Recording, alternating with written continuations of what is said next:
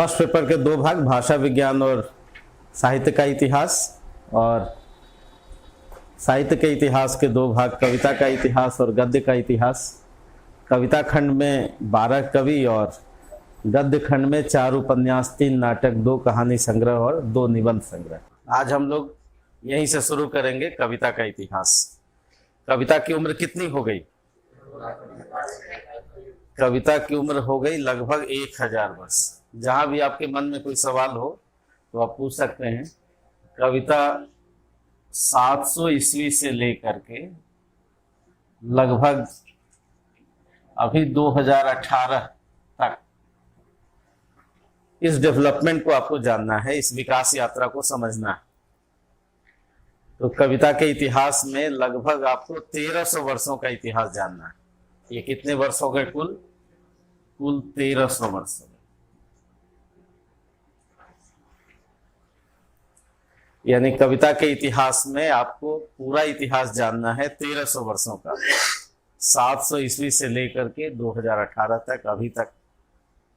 और इन 1300 वर्षों को कैसे पढ़ा जाए, इसको हम लोग अलग अलग खंडों में बांट के पढ़ते हैं, जिसमें से इन 1300 वर्षों को देखिए कैसे। तो सबसे पहला जो टॉपिक है उसका नाम है आदिकाल।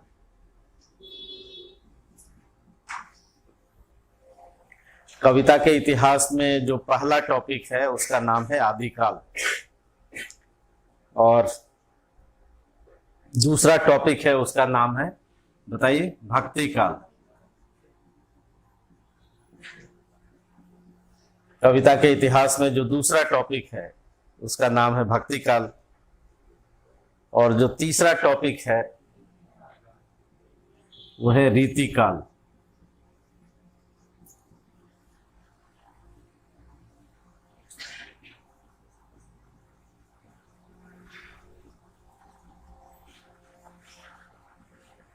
तीसरा टॉपिक है वो है आधुनिक काल। तो 4 टॉपिक हुआ, आदिकाल, भक्तिकाल, रीतिकाल और आधुनिक काल। और इसका समय जरा देखिए। आदिकाल का समय है 700 ईस्वी से लेकर के 1350 ईस्वी। ये आदिकाल का समय है 700 ईस्वी से लेकर के 1350 ईस्वी। कितने वर्ष हो गए? 650 वर्ष, 700 से लेकर के 1350। और भक्ति काल का समय है 1350 ईस्वी से 1650 ईस्वी। भक्ति काल का समय है 1350 से 1650 ईस्वी। और रीति काल का समय है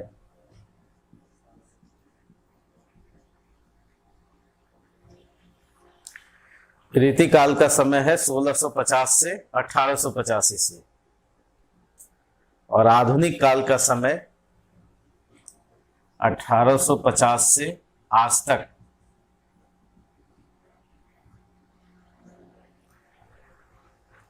आधुनिक काल का समय है 1850 ईस्वी से लेकर के आज तक।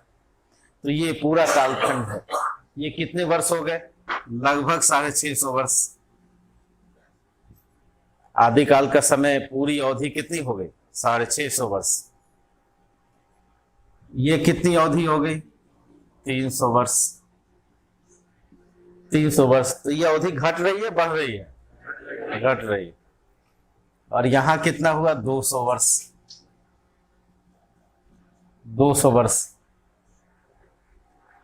ये घटती हुई अवधि है। आप देख रहे हैं, ये 650 वर्ष की अवधि है, ये 300 वर्ष है, और ये 200 वर्ष है। घटती हुई अवधि है। और फिर आगे अगर इस आधुनिक काल को हम देखेंगे तो इसमें पहला है भारतेंदु युग। भारतेंदु युग, और ये है 50 वर्ष। भारतेंदु युग का समय है 50 वर्ष। फिर घट गई अवधि।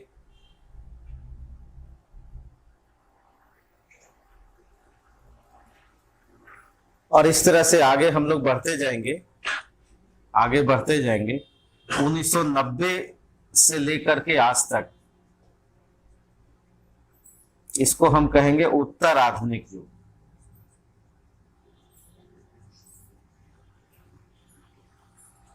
उत्तर आधुनिक युग उदारीकरण के बाद वाली स्थितियों को 1990 से आज तक की स्थिति को हम कहेंगे उत्तर आधुनिक युग। ठीक है, तो ये 650 वर्ष, 300 वर्ष, 200 वर्ष ये घट रही अवधि, अवधि घट रही। इसका मतलब ये हुआ कि प्रवृत्तियां तेजी तेजी से परिवर्तित हो रही और सूचना, संचार और शिक्षा का विकास हो रहा है। तो ये घट क्यों रही है अवधि? इसकी घटती हुई अवधि का मतलब है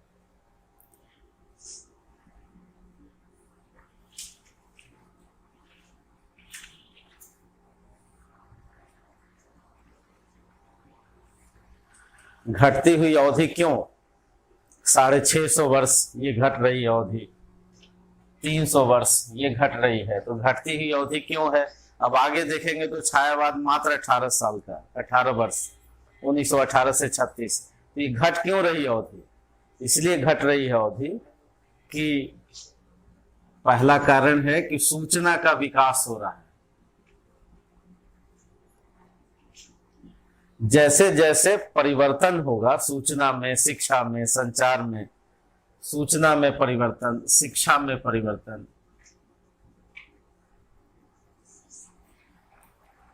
शिक्षा में विकास, यानी परिवर्तन अगर तेजी से होगा, परिवर्तन तीव्र गति से,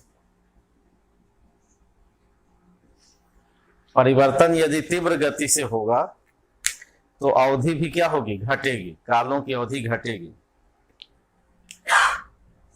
इसका मतलब है कि राजनीतिक परिवर्तन भी तेजी से होंगे।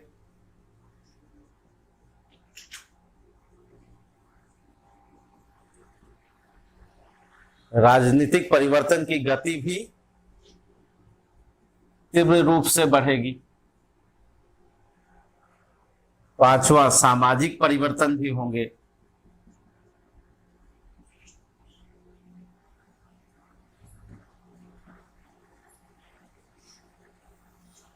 सामाजिक परिवर्तन भी तेजी से होंगे। आपसे कोई पूछे कि भाई आदि काल 650 वर्ष का, भक्ति काल 300 वर्ष का, रीति काल 200 वर्ष का, क्यों नहीं हम बराबर बराबर बांट देते हैं? हमको लगभग 1000 या 1300 ईस्वी को पढ़ना है तो हम बराबर बराबर बांट देते, इक्वल बांट देते। तो आखिर इक्वल हमने क्यों नहीं बांटा? वही अवधि 650 वर्ष की क्यों रख लिया? भक्ति काल 300 वर्ष की क्यों रख लिया? रीति काल 200 वर्ष की क्यों रख लिया? तो ऐसा क्यों रखा होगा?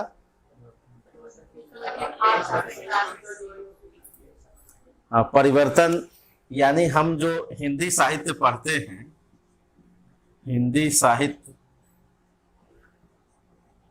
पढ़ने का जो आधार है,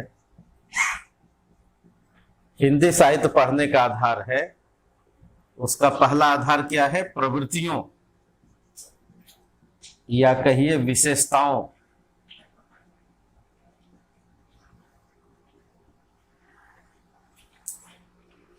के आधार पर, विशेषताओं के आधार पर, प्रवृत्तियों के आधार पर। यानी 650 वर्ष में एक तरह की प्रवृत्ति होगी, 300 वर्ष में एक अलग तरह की प्रवृत्ति होगी और बाकी 200 वर्षों में एक अलग तरह की प्रवृत्ति होगी।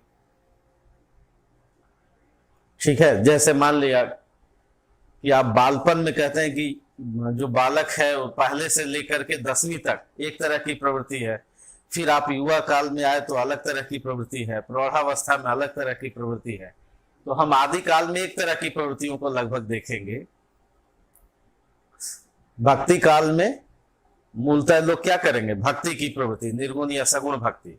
रीति काल में फिर पुनः अलग तरह की प्रवृत्ति को देखेंगे। तो ये जो प्रवृत्तियों में अंतर है उसी को आप देख रहे हैं। तो अगर कोई पूछे कि क्यों ऐसा परिवर्तन हुआ तो बता सकते हैं। आदिकाल, और आदिकाल का समय क्या है? 700 से लेकर के 1350।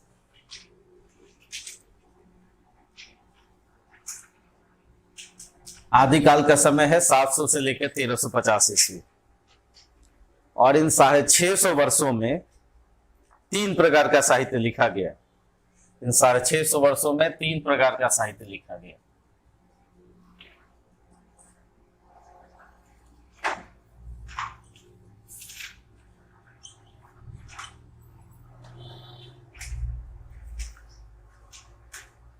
इन 650 वर्षों में 3 प्रकार का साहित्य लिखा गया। धार्मिक साहित्य, दूसरा है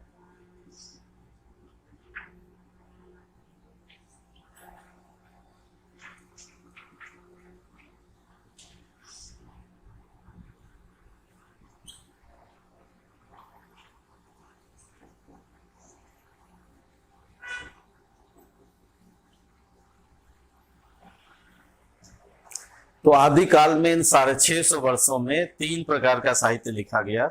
धार्मिक साहित्य, रासो साहित्य या जिसको चारणी साहित्य कहते हैं, और तीसरा है लौकिक साहित्य।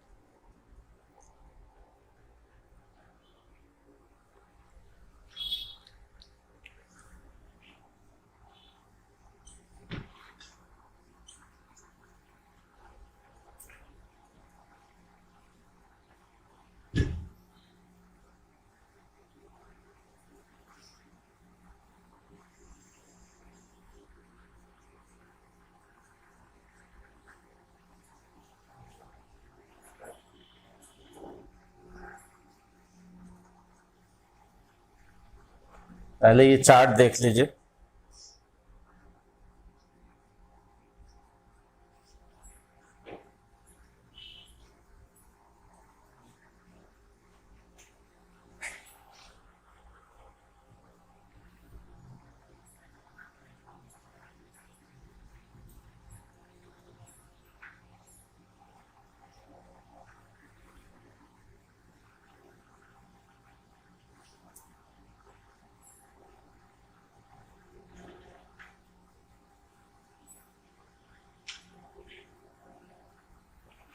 तो आदिकाल में इतना आपके कोर्स में है, पढ़ना है। तो हम लोग आदिकाल पढ़ेंगे, और आदिकाल में 3 प्रकार का साहित्य है। बौद्ध साहित्य, जैन साहित्य, ये धार्मिक साहित्य हुआ। रासो साहित्य में 2 प्रकार, वीरता और श्रृंगार। लौकिक साहित्य में 2 प्रकार का, एक अमीर खुसरो और विद्यापति। और इनका समय नोट कर लीजिए।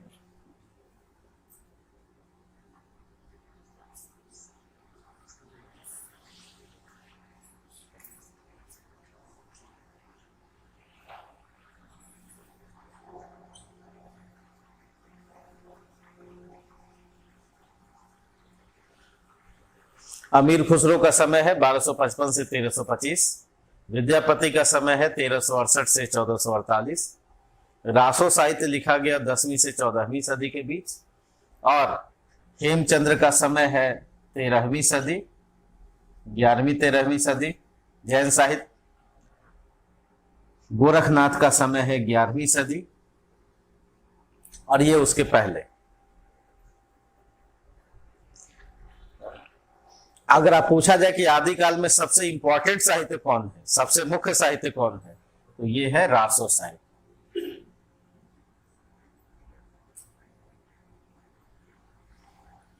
आदिकाल का जो सबसे मेन लिटरेचर है उसको हम कहते हैं रासो साहित्य। तो आज आदिकाल में जो सबसे मुख्य साहित्य है उसी को पढ़ेंगे, रासो साहित्य को पढ़ेंगे। आदिकाल का मुख्य साहित्य है रासो साहित्य। 3 प्रकार का साहित्य था आदिकाल में, धार्मिक, रासो और लौकिक। इन तीनों में जिसके लिए आदिकाल जाना जाता है वो है रासो साहित्य। और रासो साहित्य में हम जिन चीजों को समझेंगे वो है, सबसे पहले कि रासो साहित्य क्या है, दूसरा रासो साहित्य क्या है, और दूसरा रासो साहित्य कब लिखा गया, कब, तीसरा रासो साहित्य किसने लिखा,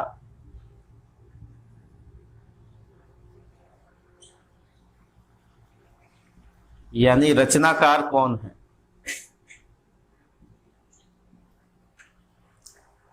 रासो साहित्य क्या है, रासो साहित्य कब लिखा गया, रासो साहित्य किसने लिखा और रचनाकार कौन है। चौथी बात, किस क्षेत्र में लिखा गया, कहां लिखा गया, किस क्षेत्र में लिखा गया, कहां लिखा गया। रासो साहित्य क्या है, रासो साहित्य कब लिखा गया, किसने लिखा, किस क्षेत्र में, कहां पर लिखा गया। ये पांचवा,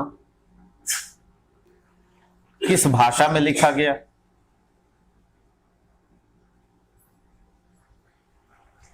किस भाषा में लिखा गया। और छठा क्या लिखा गया। क्या तो हो गया, क्या लिखा गया यानी क्या विषय, इसको लिखिए क्या विषय।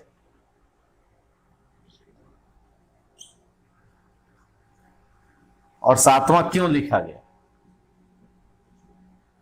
क्यों लिखा गया।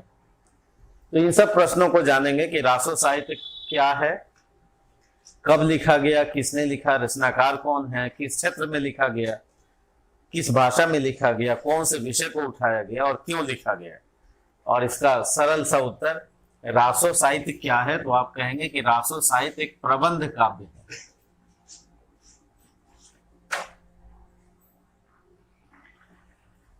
रासो साहित्य क्या है, प्रबंध काव्य। प्रबंध मतलब इसमें कथा होगी। काव्य दो प्रकार का है, प्रबंध और मुक्तक। तो प्रबंध काव्य है यानी ये या तो महाकाव्य होगा या खंड काव्य होगा। तो आपसे पूछे कोई कि रासो साहित्य क्या है, तो आप क्या कहेंगे कि एक प्रबंध काव्य है, या तो महाकाव्य या तो खंड काव्य। उदाहरण के लिए पृथ्वीराज रासो,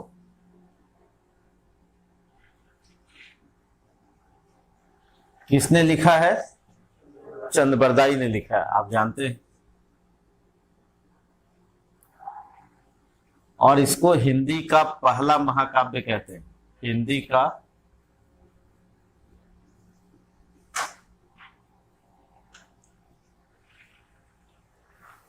प्रबंध काव्य है। पृथ्वीराज रासो क्या है, हिंदी का प्रथम महाकाव्य है। और खंड काव्य का उदाहरण परमाल रासो, ये किसने लिखा, जगनिक ने लिखा। परमाल रासो खंड काव्य।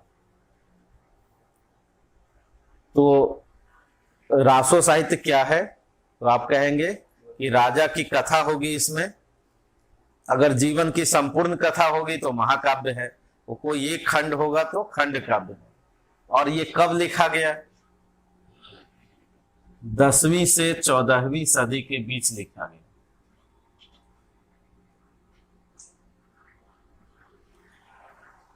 रासो साहित्य प्रबंध काव्य है। कब लिखा गया, 10वीं से 14वीं सदी के बीच लिखा गया। जगनिक रचनाकार का नाम है, लिखने वाले का नाम, कवि का नाम जगनिक, और किताब का नाम क्या है, परमाल रासो। और किसने लिखा, तो दरबारी रचनाकारों ने लिखा।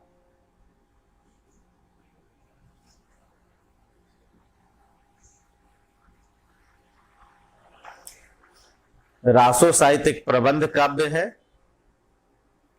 कब लिखा गया, 10वीं से 14वीं सदी के बीच लिखा गया। किसने लिखा, दरबारी रचनाकारों ने लिखा, यानी चारण रचनाकारों ने लिखा। चारण भाट समुदाय के जो लोग थे सामान्यतः उन्होंने लिखा। चारण भाट समुदाय के लोग थे, उन्होंने लिखा। और इसीलिए इसको क्या कहते हैं, चारणी साहित्य कहते हैं। चारणी साहित्य, रासो साहित्य का दूसरा नाम है चारणी साहित्य। क्यों चारणी साहित्य नाम है, क्योंकि चारण भाट समुदाय के लोगों ने लिखा। राजस्थान विशेष में रहने वाले एक समुदाय विशेष के लोगों ने लिखा है। और किस क्षेत्र में लिखा गया, तो निश्चित रूप से मुख्यतः कहां लिखा गया, राजस्थान में।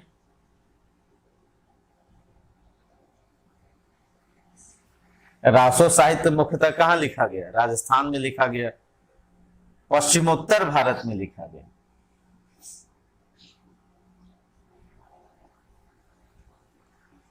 पश्चिमोत्तर भारत में लिखा गया।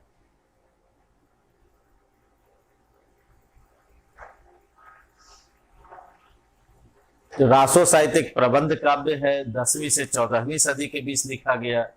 दरबारी रचनाकारों ने लिखा, चारण भाट समुदाय के लोगों ने, चारणी साहित्य कहा गया। और किस क्षेत्र में लिखा गया, पश्चिमोत्तर भारत में लिखा गया। और विषय क्या था, मुख्य विषय था वीरता और श्रृंगार। वीरता एवं श्रृंगार, ये मुख्य विषय था। वीरता एवं श्रृंगार अभी बता रहे हैं, वीरता एवं श्रृंगार ये मुख्य विषय था। और भाषा में किसका तत्व था? राजस्थानी और ब्रज का। राजस्थान में है तो कौन सी भाषा होगी? राजस्थानी एवं ब्रज भाषा का जो मिश्रित रूप है, मिश्रित रूप था, किस भाषा में लिखा गया? राजस्थानी और ब्रज भाषा का जो मिश्रित रूप, इसको सट भाषा कहा गया। सट भाषा मतलब मिश्रित भाषा। और क्यों लिखा गया? सामंती मानसिकता को व्यक्त करने के लिए।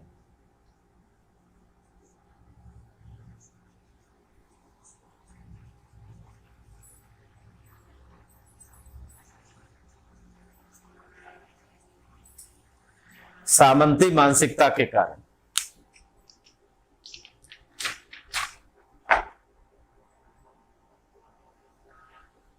ठीक है। और आठवीं बात हम लोग समझेंगे, किस शैली में लिखा गया? किस शैली में?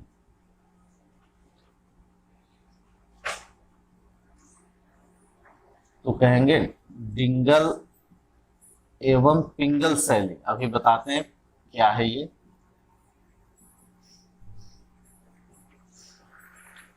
तो याद हो गया आपको, रासो साहित्य क्या है? रासो साहित्य एक प्रबंध काव्य है, या तो महाकाव्य होगा या खंड काव्य होगा। राजा के दरबार में लोग लिख रहे थे। कहां पर लिखा गया? राजा के दरबार में लिखा गया। किसने लिखा? चारण भाट समुदाय के लोगों ने लिखा। जैसे चंद्रबरदाई ने लिखा पृथ्वीराज रासो, जगनिक ने लिखा परमाल रासो। नहीं, किस क्षेत्र में लिखा गया? मुख्यतः राजस्थान में लिखा गया। किस भाषा में लिखा गया? सट भाषा, राजस्थानी और ब्रज भाषा का मिश्रित रूप। कौन सा मुख्य विषय लिया गया? वीरता एवं श्रृंगार। और क्यों लिखा गया? सामंती मानसिकता के कारण। और 14वीं सदी के बाद क्यों नहीं लिखा गया? आखिर हमने क्यों लिखा 10वीं से 14वीं सदी? 14वीं सदी के बाद क्यों नहीं लिखा गया होगा? क्योंकि हिंदू राजा समाप्त हो गए। हिंदू राजा की जगह पर आप देखेंगे दिल्ली सल्तनत की स्थापना हो जाएगी, मुगल सत्ता की स्थापना हो जाएगी। अब हिंदू राजा रहे ही नहीं, तो उनका दरबार भी नहीं रहा और दरबारी कभी भी नहीं रहे। तो इसलिए रासो काव्य लिखने का एंड हो गया। तो 10वीं से 14वीं सदी के बीच लिखा गया। रासो काव्य से, रासो साहित्य से ये सब प्रश्न पूछे जाएंगे आपसे। रासो साहित्य की विशेषता या प्रवृत्तियां क्या हैं?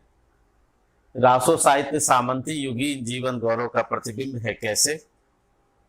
रासो साहित्य में जिन प्रश्नों को आपको तैयार रखना है, रासो साहित्य की विशेषता या प्रवृत्तियां, रासो साहित्य सामंती युगीन जीवन गौरव का प्रतिबिंब है कैसे, डिंगल और पिंगल शैली पर आपसे टिप्पणी पूछी जा सकती है, या पृथ्वीराज रासो की प्रामाणिकता संबंधी विवाद के कारण और निष्कर्ष। और टिप्पणी पूछी जा सकती है पृथ्वीराज रासो पर चंद्रबरदाई के साथ, या परमाल रासो जगनिक। तो इतने प्रश्न हो सकते हैं, जिसमें सबसे पहले वाले प्रश्न को हम लोग समझेंगे कि रासो साहित्य की विशेषता क्या है, और रासो साहित्य की प्रवृत्तियां क्या है, या रासो साहित्य सामंती युगीन जीवन गौरव का प्रतिबिंब है कैसे।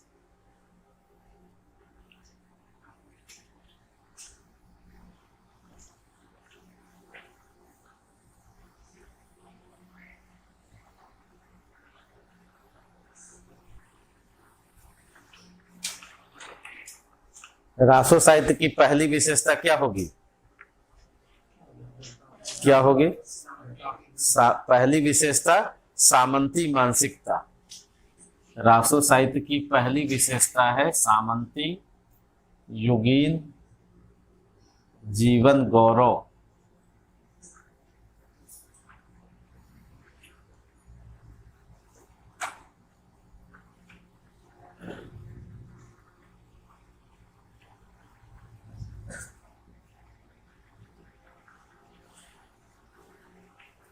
रासो साहित्य की पहली विशेषता है सामंती मानसिकता का चित्रण। सामंती मानसिकता का चित्रण।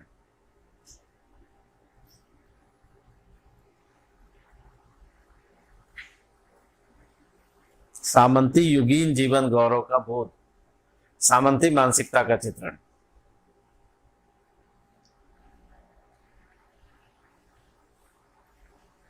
ये राजा लोग क्या थे? सामंत थे। पृथ्वीराज चौहान, राजा बिसल, राजा परमाल, ये सब क्या थे? एक तरह के सामंत थे।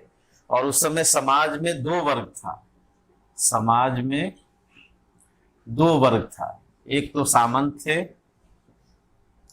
या राजा थे, और दूसरे व्यक्ति थे जो जनता थे, जो कृषक हैं, ये शोषित है, ये शोषित है। तो जो साहित्य होता था जनता और कृषक के लिए नहीं होता था। साहित्य किनके दरबार में लिखा गया? राजा के दरबार में लिखा गया, सामंती राजाओं के दरबार में लिखा गया, और इनकी मानसिकता को बताता है, उस समय के समाज को बताता है। मध्य वर्ग अनुपस्थित है, मध्य वर्ग नहीं। मध्य वर्ग का विकास क्रमिक रूप से 19वीं सदी से, मुख्य रूप से 19वीं सदी से होता है। मध्य वर्ग का विकास कब से होता है? 19वीं सदी से। तो इस समय समाज में दो वर्ग थे, राजा, और राजा के यहाँ कौन रहते थे? कवि रहते थे। जैसे चंद्रबरदाई किनके यहाँ रहते थे? पृथ्वीराज चौहान के यहाँ रहते थे, और उनकी वीरता के गीत गाते थे। और चंद्रबरदाई भी स्वयं कैसे होते थे? जो कवि होते थे वो सब भी वीर होते थे। वो लोग भी युद्ध भूमि में जाते थे, और युद्ध भूमि में जा करके लाइव कविता जो है। तो पहली विशेषता क्या है? सामंती युगीन जीवन गौरव। और एक उदाहरण देखिए, बहुत चर्चित उदाहरण, जाकी कन्या सुंदर देखी,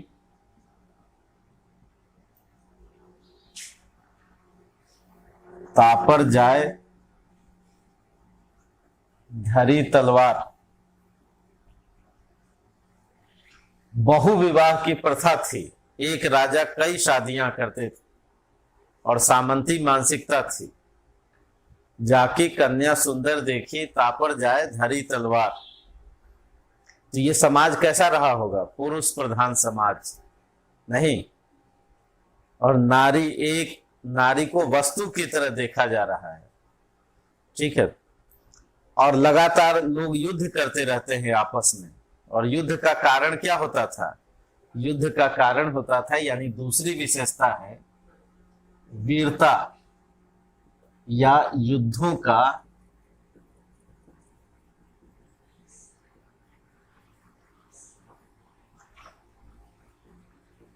जीवंत चित्रण। रासो साहित्य की दूसरी विशेषता है युद्धों का जीवंत चित्रण। युद्ध लगातार होते रहते थे। क्यों होते थे युद्ध? राजा लोग युद्ध क्यों करते थे? युद्ध का कारण था जर जोरू जमीन, जर जोरू जमीन। इन तीन कारणों से युद्ध होते थे। जर का मतलब होता है झूठा अभिमान, है ना? झूठा अभिमान। आज भी झूठा अभिमान में लोग रहते हैं, झूठा अभिमान। और जोरू का मतलब स्त्री। बहुविवाह है। आज की तरह कोई 100 नंबर की व्यवस्था नहीं है, रूल ऑफ लॉ नहीं, रूल ऑफ लॉ नहीं, है ना? उस समय लोग मीटू नहीं कर सकते थे, है ना? आज कर सकते हैं। तो उस समय की मानसिकता कैसी है? युद्धों का जीवन चित्रण, झूठा अभिमान। जोरू का मतलब स्त्री, और जमीन का मतलब क्षेत्र विस्तार, क्षेत्र विस्तार। तो युद्धों का जीवन चित्रण होता था, लाइव चित्रण होता था। एक तरफ युद्ध हो रहे हैं और दूसरी तरफ कृषक जो है खेती कर रहे हैं, और कवि जो है वो लिख रहे हैं, कविता लिख रहे हैं, यानी बगल में बैठ करके युद्ध को प्रमोट कर रहे हैं, है ना? तो उस समय की मानसिकता ऐसी थी, सामंती मानसिकता है। तो याद हो गया दो विशेषता, सामंती युगीन जीवन गौरव। हर युग की अपनी अपनी विशेषता होती है। तो उस समय आदिकालीन समाज की जो विशेषता है वो कैसा है? सामंती मानसिकता का चित्रण है। और सामंती मानसिकता में जो पहला विषय था वो क्या विषय था? वीरता। वीरता और युद्धों का जीवन चित्रण। जर जोरू जमीन के लिए युद्ध होते थे। और कैसे जीवन चित्रण, एक उदाहरण आप दे सकते हैं? एक उदाहरण तो आपको याद हो गया, जाकी कन्या सुंदर देखे पापड़ जाए धरी तलवार। दूसरा उदाहरण, आपने चंद्रबरदाई का नाम सुना है और यह भी सुना है कि तराइन का युद्ध हुआ था। और तराइन का युद्ध कब हुआ था? तराइन का युद्ध 1191-92 में हुआ था। 1191-92 हुआ था। और ये भी आपको पता है कि पृथ्वीराज चौहान जी अपने अंतिम युद्ध में हार गए थे, कैद करके ले जाए गए थे। और व्यक्ति कौन था? मोहम्मद गौरी जो था। मोहम्मद गौरी के कैंप में थे पृथ्वीराज चौहान।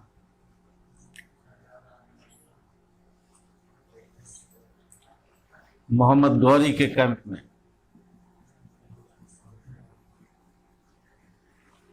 नियंत्रण में युद्ध, अंतिम युद्ध के बाद। और चंद्रबरदाई गए वहां पर और चंद्रबरदाई ने कहा कि मेरे राजा जो हैं शब्द भेदी बाण चलाते हैं, शब्द सुन करके बाण चलाते हैं। और ये मौका दिया गया। और चंद्रबरदाई की वो प्रसिद्ध पंक्ति आपको याद होगी, बताइए। 4 बांस 24 गज, सबको याद होगा। 24 गज अंगुल अष्ट प्रमाण, ताऊ पर सुल्तान है।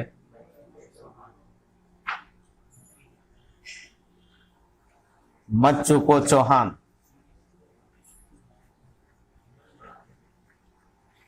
मत चूको चौहान, ये और चौहान साहब चूके भी नहीं। और गोरी को क्या लगा? तीर लगा और बदला ले लिया गया, है ना। ये बदला क्या कर लिया गया? ले लिया गया। तो ये क्या घर में लिखा गया होगा? निश्चित रूप से घर में नहीं लिखा गया होगा।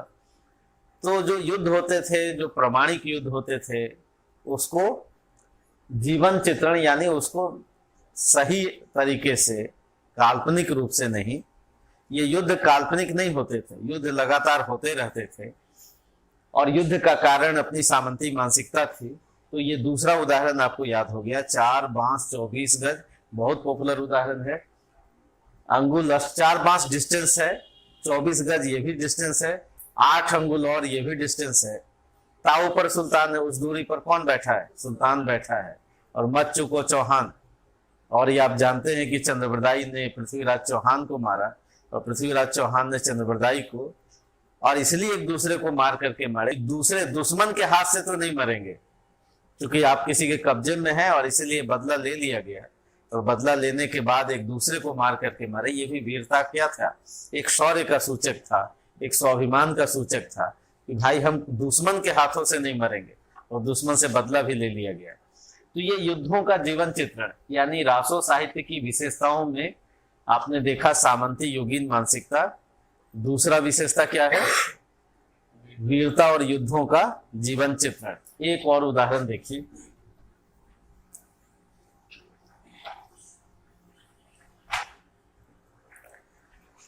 यह भी सुना होगा परमाल रासो की प्रसिद्ध पंक्ति, 12 बरस लौ कुकुर जिए।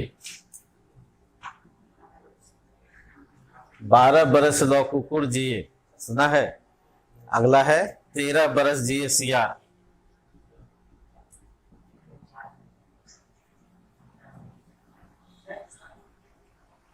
सियार बरस 18,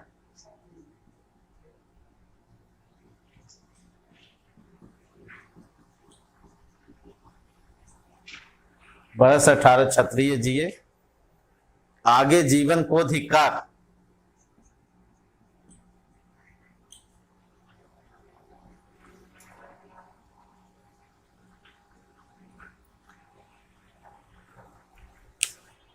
तीसरी कविता परमाल रासो की, 12 बरस लौ कुकुर जिए।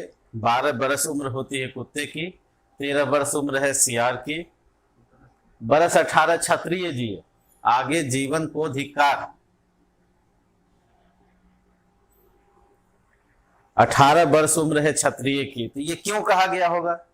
ये इसलिए कहा गया होगा कि लोग युद्ध भूमि में क्या हो, शरीक हो और गर्व के साथ शरीक हो।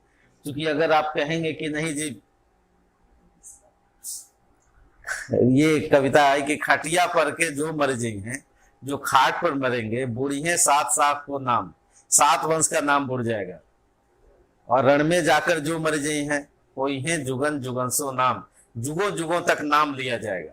तो ये क्यों कहा जा रहा था? इसलिए कहा जा रहा था कि जो युद्ध में शहीद हो जाना, युद्ध में मृत्यु को प्राप्त करना, या क्षेत्र विस्तार के लिए करना, या अभिमान के लिए, अपने स्वाभिमान के लिए करना, ये गर्व का सूचक था, सामंती मानसिकता थी। और इसलिए ऐसी पंक्तियां लिखी गई।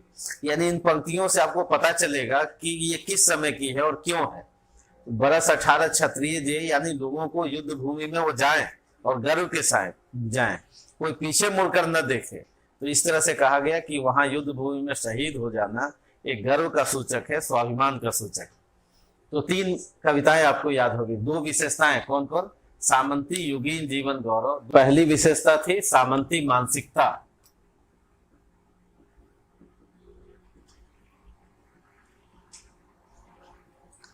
तीसरी विशेषता है श्रृंगार।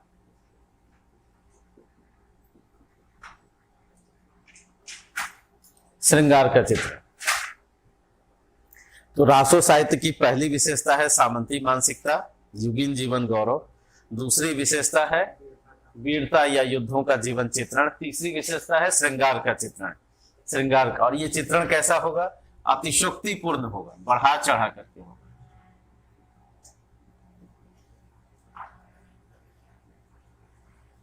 अतिशोक्तिपूर्ण चित्रण होगा, बढ़ा चढ़ा करके होगा। जैसे पृथ्वीराज चौहान की जो शादी है, संयोगिता का चित्रण होगा, इक्षणी विवाह का चित्रण होगा। ये सब पृथ्वीराज चौहान की पत्नी है ना, क्योंकि बहुविवाह प्रथा है और एक राजा कई शादी कर रहा है। और आप जान रहे हैं जड़ जोरू जमीन के लिए क्या हो रहा है? युद्ध हो रहा है। शशिव्रता से शादी हुई। तो इनके सौंदर्य और श्रृंगार का चित्रण कैसा होगा? तो अतिशोक्तिपूर्ण होगा। चौथी विशेषता है, ये जो युद्ध हो रहे थे वो किसके लिए हो रहे थे? जन चेतना के लिए, या राष्ट्र के लिए, या राजा के लिए? राजा के लिए हो रहे थे। तो चौथी विशेषता है जन चेतना की अनुपस्थिति,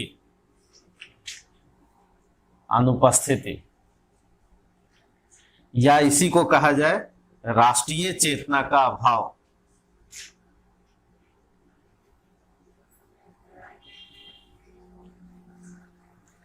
तो 3 विशेषता आपको याद हो गया। सामंती मानसिकता, दूसरा है वीरता और युद्धों का जीवन चित्रण, तीसरा है श्रृंगार का चित्रण, अतिशोक्तिपूर्ण वर्णन, और चौथा है जन चेतना की अनुपस्थिति, राष्ट्रीय चेतना का अभाव। ये युद्ध हो रहे थे जन समस्याओं के लिए नहीं हो रहे थे। यह युद्ध राजा अपनी मर्जी से और अपने लिए वो कर रहा है। राजा, राष्ट्रीय चेतना नहीं है। यानी कश्मीर से कन्याकुमारी तक एक राष्ट्र है, इस तरह का कोई राजनीतिक बोध नहीं। ये राष्ट्रीय चेतना कब से दिखाई देगी? हमारा जो राष्ट्र निर्माण है, मेकिंग ऑफ द नेशन है, राष्ट्र निर्माण जिसको आप कहते हैं मेकिंग ऑफ द नेशन,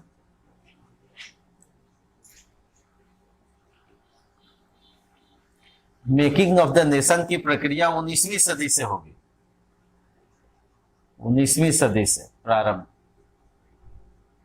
राजनीतिक स्तर पर, सांस्कृतिक स्तर पर तो हम पहले से बन रहे हैं। राजनीतिक रूप से राष्ट्र निर्माण की प्रक्रिया कब से शुरू होगी? 19वीं सदी से। ठीक है। अभी राष्ट्र नाम का कोई बोध नहीं। जो अपना अपना क्षेत्र है उसी को लोग देश या राष्ट्र कह रहे हैं। स्पष्ट हुआ? पॉलिटिकल यूनिटी के रूप में मेकिंग ऑफ द नेशन का प्रारंभ होगा 19वीं सदी से, और गांधी आएंगे तो वो पूर्ण की तरफ बढ़ेगा। हम जब आजाद हो जाएंगे। यहां पर राष्ट्रीय चेतना नहीं। 5वीं विशेषता, इतिहास एवं कल्पना।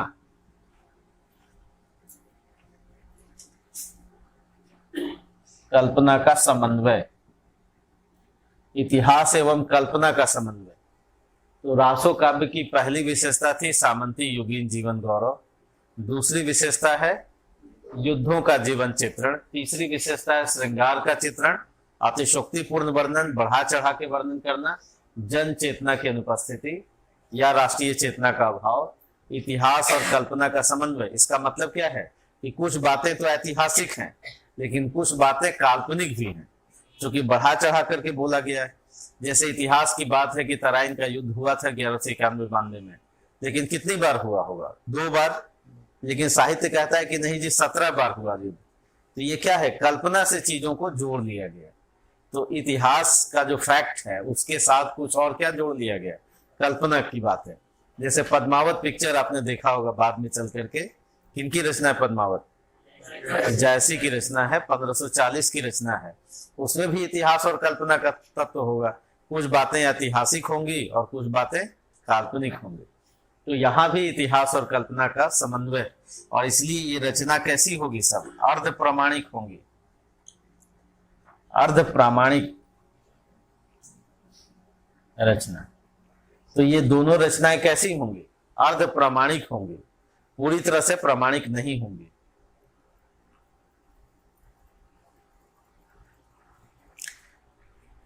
याद हो गया? इतनी विशेषता याद हो गई? 6 याद हो गई। कौन कौन? सामंती मानसिकता, योगिन जीवन गौरव, दूसरा युद्धों का जीवन चित्रण, तीसरा श्रृंगार का चित्रण, चौथा जन चेतना का अभाव, इतिहास और कल्पना का समन्वय, और अर्ध प्रमाणिक। अर्ध प्रमाणिक क्यों होंगे? क्योंकि भाई कल्पना से लिखा गया, बढ़ा चढ़ा करके लिखा गया है ना, तो इसलिए क्या होगा? पूरी तरह से प्रामाणिक नहीं होगा। जैसे पृथ्वीराज रासो भी, उससे क्वेश्चन पूछा जाता है।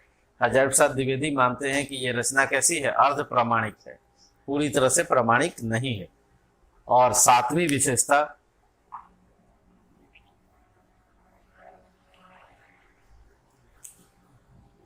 विशेषता, दो तरह की शैली लिखी गई। एक थी पिंगल शैली, दो तरह की शैली हुई। पिंगल शैली, हम शिल्प की विशेषता लिख रहे हैं, शिल्प, पिंगल शैली, और दूसरा हुई डिंगल शैली। दो शैलियों में लिखा गया, पिंगल शैली और डिंगल शैली। 2 प्रकार की शैली थी, लिखने का तरीका था। शैली का मतलब क्या है? भाषा की 2 शैलियां थी, एक थी पिंगल और दूसरा डिंगल। पिंगल शैली में श्रृंगार की बातें होती थी, ये श्रृंगार वाली बातें, यानी श्रृंगार की जो चर्चा होती थी। तो ये कैसा होगा? श्रृंगार की बातें मधुर ध्वनि में होगा, मधुर ध्वनि। प्रेम और श्रृंगार की बातें कोई कठोर में कर सकता है क्या? कोई नहीं कर सकता, है ना। मधुर ध्वनियों में होगा। नहीं, आपने देखा होगा कि अगर 2 आत्माएं बहुत नजदीक हो जाती हैं तो शब्द मौन हो जाते हैं, है ना। शब्द कम से कम, यदि शब्द ज्यादा लोग प्रयोग कर रहे हैं इसका मतलब अभी करीबी बढ़ी नहीं है, ना। ठीक है, अगर कोई व्यक्ति ज्यादा बोल रहा है इसका मतलब क्या है? हाँ, इसकी संभावना ज्यादा है कि करीबी नहीं बढ़ी है। और कम बोल रहा है इसका मतलब क्या है? इसकी अधिक संभावना है, हालांकि अपवाद हो सकते हैं, है ना। ठीक है, लेकिन इसकी संभावना है। तो मधुर ध्वनियों का, तो 2 तरह की शैली हुई। कौन कौन सी 2 तरह की शैली? डिंगल और पिंगल। तो ये शिल्प की विशेषता हुई, शिल्प की विशेषता। तो और इसमें शिल्प में और क्या विशेषता होगी? भाषा 2 हुई, राजस्थानी और ब्रज, ठीक है। और काव्य रूप, कविता का रूप क्या हुआ? काव्य रूप हुआ 2 प्रकार का, प्रबंध और प्रबंध में 2 प्रकार, महाकाव्य और खंड काव्य।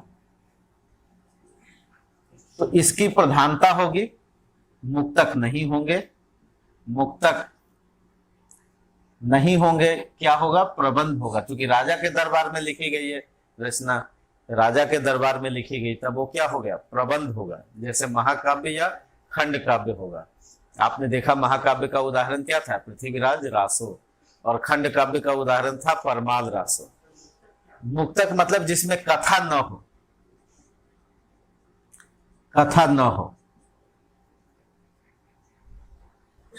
जैसे हम जब सिद्धनाथ पढ़ेंगे, सिद्धनाथ साहित्य, तो क्या है? मुक्तक में है। जब हम अमीर खुसरो को देखेंगे, अमीर खुसरो की पहेली,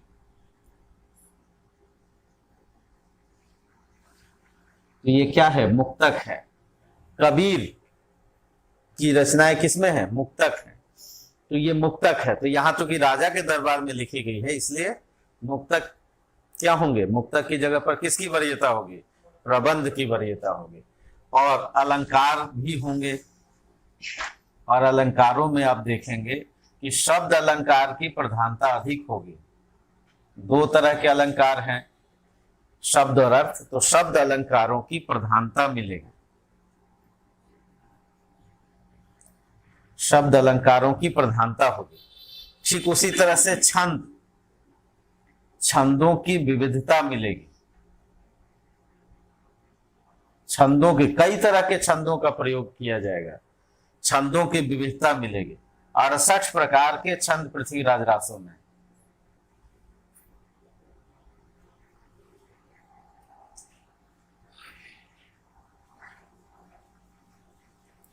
अड़सठ प्रकार के छंद पृथ्वीराज रासो में, छंदों की विविधता मिलेगी। ठीक उसी तरह से काव्य रूढ़ियों का भी प्रयोग मिलेगा। काव्य रूढ़ी उसको कहते हैं जो परंपरा काव्य में विकसित हो जाती है। काव्य रूढ़ियों का प्रयोग, काव्य रूढ़ियों का प्रयोग। तो ये किसकी विशेषता थी? शिल्प की विशेषता थी।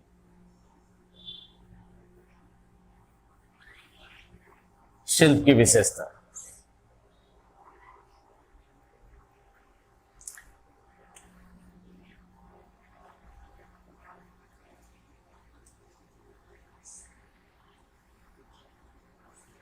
रासो काव्य की शिल्प योजना और शिल्प की विशेषता याद हो गया? याद हुआ?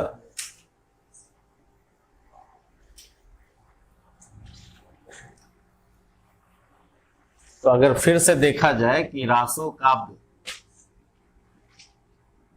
और रासो काव्य की ये शिल्पगत विशेषता है।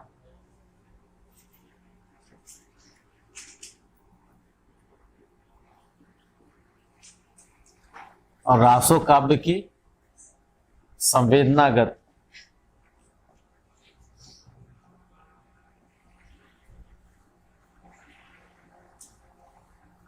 यानी विषय,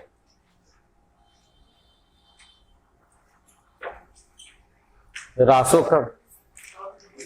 काव्य रूढ़ियों का प्रयोग। जैसे काव्य मतलब कविता, रूढ़ी का मतलब परंपरा। जैसे उदाहरण के लिए कोई मंगलाचरण लिखता है, कविता लिखने से पहले क्या लिखे? कोई मंगलाचरण। तो ये क्या है? कविता में एक रूढ़ी। जैसे कहा जाए कि नहीं जी, सुख सुखी संवाद से हम कहानी शुरू करेंगे। सुख सुखी संवाद से सुग्गा और सुग्गी में डायलॉग होगा और फिर कथा शुरू होगी। तो ये सब क्या है? काव्य रूढ़ी है ना। रूढ़ियां डेवलप हो जाती है, विकसित हो जाती हैं। ये लिखने की परंपरा विकसित हो जाती है। तो इसको हम क्या कहेंगे? काव्य रूढ़ियों का प्रयोग। उस संवेदना की विशेषता क्या क्या हुई? एक बार फिर से बोलिए। सामंती युगीन जीवन गौरव। दूसरी विशेषता युद्ध वीरता का जीवन चित्रण।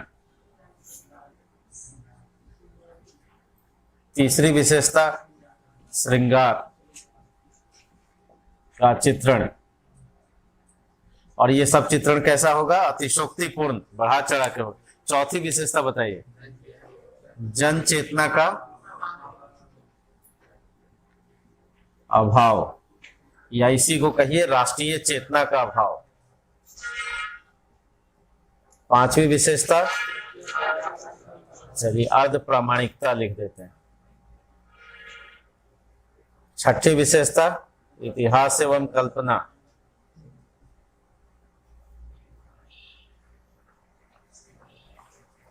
का समन्वय। विशेषता याद हो गई। संवेदना की विशेषता, शिल्प की विशेषता याद हो गई सबको। और क्या आगे चलकर ये कंटिन्यू करता है क्या? भाई आपने कहा कि 14वीं सदी के बाद ऐसी रचनाएं नहीं मिलेंगी। क्यों नहीं मिलेंगी 14वीं सदी के बाद? क्योंकि फिर हमारे जो हिंदू राजा हैं, जिनके दरबार में कवि रहा करते थे और वीरता के गीत गाते थे और उस समय की सामंती युगीन जीवन गौरव को व्यक्त करते थे, वो दरबार ही नहीं रहा, और दरबार नहीं रहा तो कभी भी नहीं रहे, और फिर प्रवृत्तियां भी चेंज हो जाती हैं।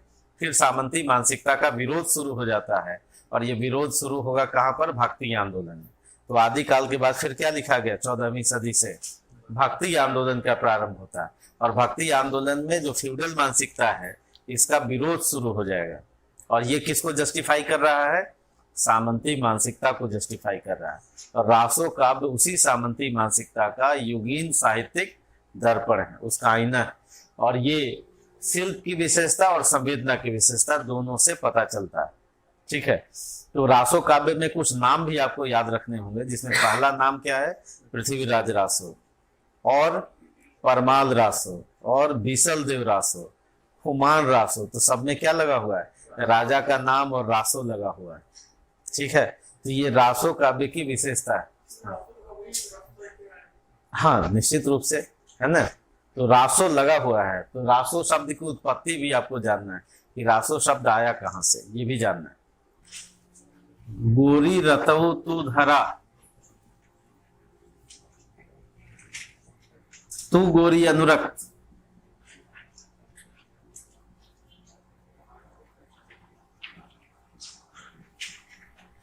गोरी रतौ तू धरा, मोहम्मद गोरी तुम्हारी धरती को रौंद रहा है।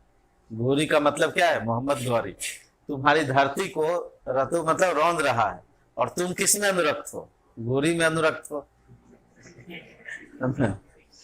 गोरी शब्द के दो अर्थ हुए नहीं, तो एक शब्द जब दो बार आए और दो भिन्न अर्थों में आए तो कौन सा अलंकार हो गया? यमक, यमक अलंकार है ना, यमक अलंकार। तो गोरी का मतलब यहाँ मोहम्मद गोरी से है, और यहाँ नीचे वाली गोरी का मतलब है कि आप शशिवीरता में, संयोगिता में लगे हुए हैं, और मोहम्मद गौरी तुम्हारी धरती को रौंद रहा है। गोरी रतौ ये किसने कहा? चंद्रवरदाई ने कहा। किसके लिए कहा? पृथ्वीराज चौहान को रास्ता दिखाते हुए, राजा को एक सही राह दिखाते हुए कवि। गोरी रतौ तू धरा, तू गोरी अनुरक्त। ठीक है, ठीक उसी तरह से डिंगल शैली का उदाहरण, अर गोला छूटन लागे, सरसर तीर रहे सन्नाए। भाई युद्ध में क्या करना है? हमको प्रमोट करना है। खटखट खटखट सेगा बोले, तो ये खटखट खटखट क्या हुआ? कठोर ध्वनियों का प्रयोग हुआ, यानी रासो यज्ञ से, इससे हुआ रासो शब्द का निर्माण। और तीसरा जो सबसे स्वीकृत है मत, वो है हजारी प्रसाद द्विवेदी का।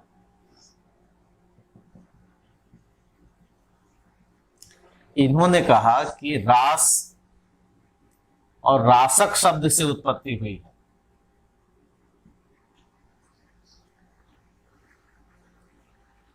हजारी प्रसाद द्विवेदी क्या कहते हैं कि रासो शब्द कैसे बना? रास और रासक शब्द से बना, और अभी इन्हीं का विचार स्वीकार किया जाता है, माना जाता है। इन्होंने कहा कि रास जो शब्द हैं वो तो प्राचीन नृत्य या लीला या श्रृंगार से संबंधित रहे हैं, से संबंधित हैं।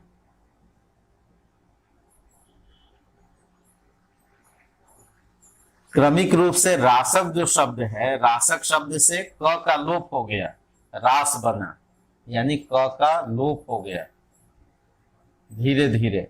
और फिर ब्रज भाषा और राजस्थानी प्रभाव से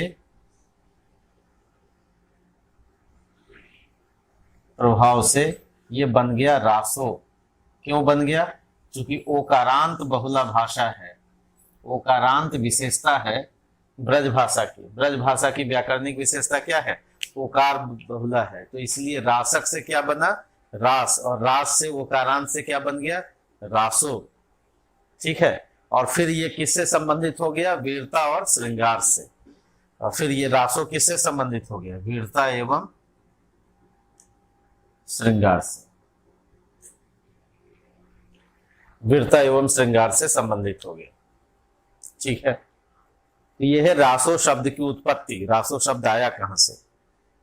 तो अब तक आपने क्या पढ़ा कि रासो शब्द की उत्पत्ति कैसे हुई, रासो शब्द रासो काव्य क्या है, कहाँ लिखा गया, रासो साहित्य की विशेषता क्या है, और विशेषता में आपको याद हो गया कौन कौन सी विशेषता, 5 विशेषता सबको याद हो गया होगा। सामंती युगीन जीवन गौरव, दूसरी विशेषता है वीरता और युद्ध का जीवन चित्रण, तीसरी विशेषता है श्रृंगार का अतिशोक्तिपूर्ण वर्णन, बढ़ा चढ़ा के वर्णन करेंगे ही, और वीरता का भी बढ़ा चढ़ा के वर्णन करेंगे।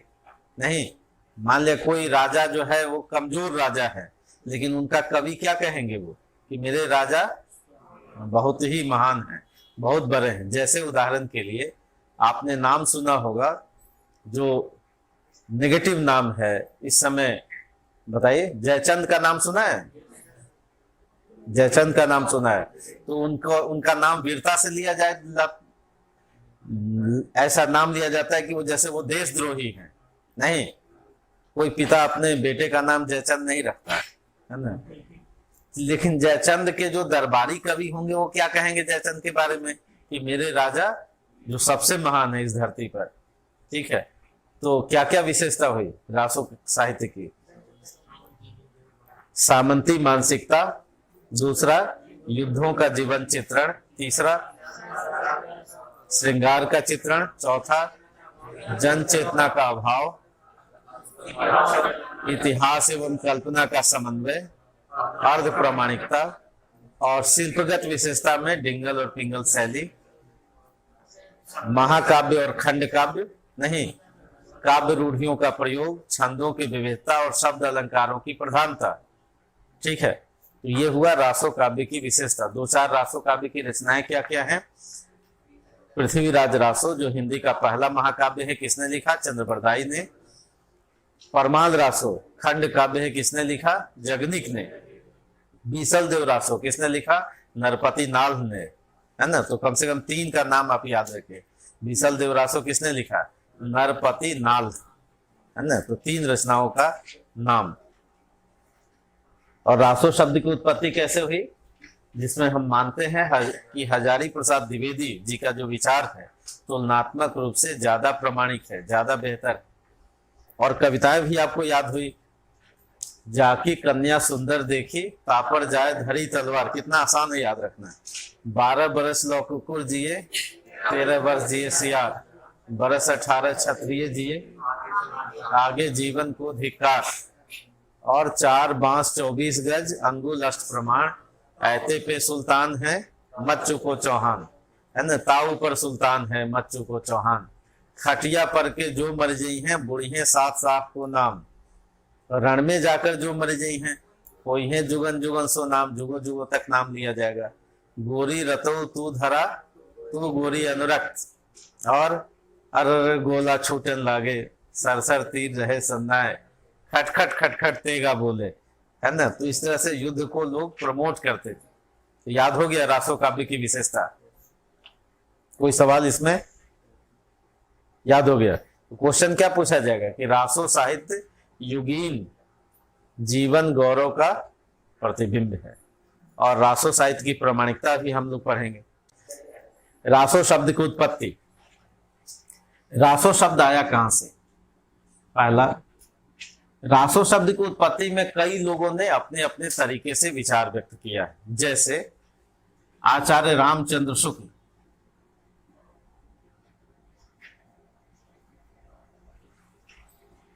आचार्य रामचंद्र शुक्ल कहते हैं कि ये रसायन शब्द से इसकी उत्पत्ति हुई है, रसायन शब्द से। शुक्ल जी कहते हैं कि रासो शब्द कहां से आया? तो रसायन शब्द से आया।